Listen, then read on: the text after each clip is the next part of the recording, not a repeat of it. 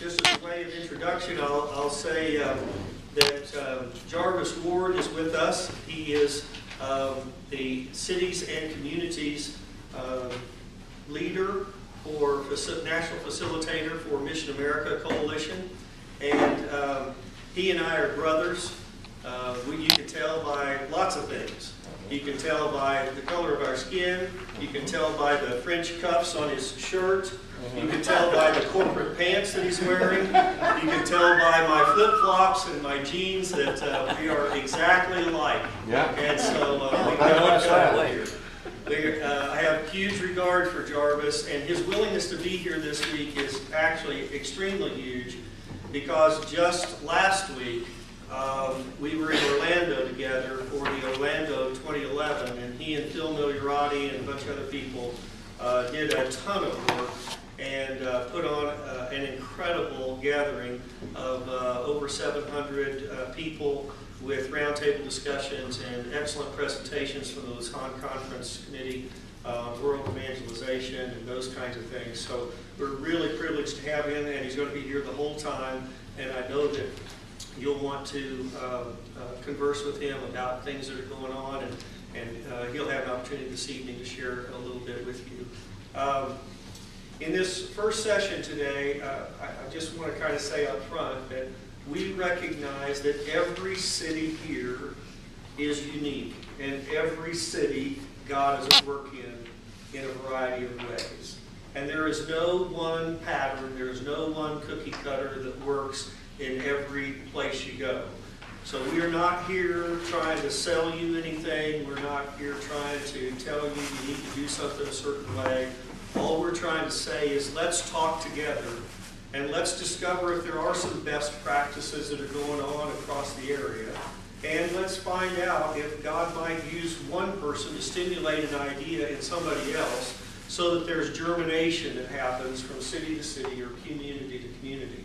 I can tell you that Branson has received input and insights from a lot of cities just because I had the opportunity to set in on meetings like this, bring that back, and us converse and talk. And along the way, I've had an incredible partner. First of all, my wife and I have been here in Branson for almost 27 years. And we pastor a congregation here in town. And so I'm delighted that she's able to be with us today and to help us. And in the ministry things that have gone on within our city, God has also given me a partner in ministry in that dimension, and that's John Waltus. And God kind of put us as unlikely candidates together. He's very business-minded, very business-like, very sharp thinker, and I'm just the opposite of everything I just said. And but he comes from a business background that has given me insights and benefits that I believe is in our city we just simply would not be where we are today in Christ if it were not for guys like him. And God has people like that in every one of your cities. And if we aren't valuing that, we need to flip that button and start valuing that in new and fresh ways.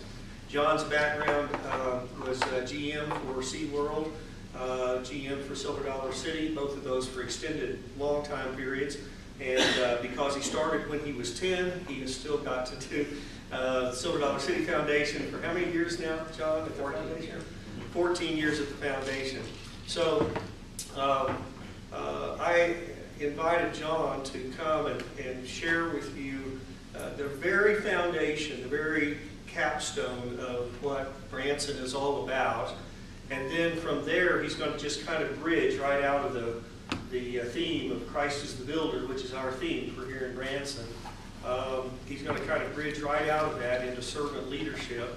And he's got a compadre here with him today, Chris Davison, who is actually his mom and dad owned a McDonald's here in town. And when Kathy and I first came to town, he doesn't even know this story. When Kathy and I first came to town over 26 years ago, we were trying to decide if this was where God wanted us to be. And I didn't want to just talk to people in the church that were talking to me. I wanted to kind of know about the community. So I went out and I was doing kind of these on the street kind of talking with different people and stuff. And one morning early, I landed at McDonald's.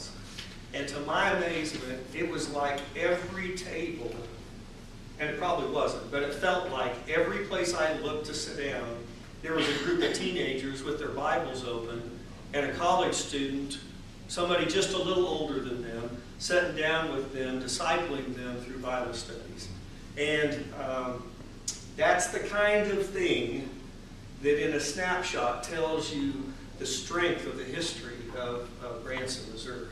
And so we are delighted that Chris is here, and he will connect with John on the servant leadership portion.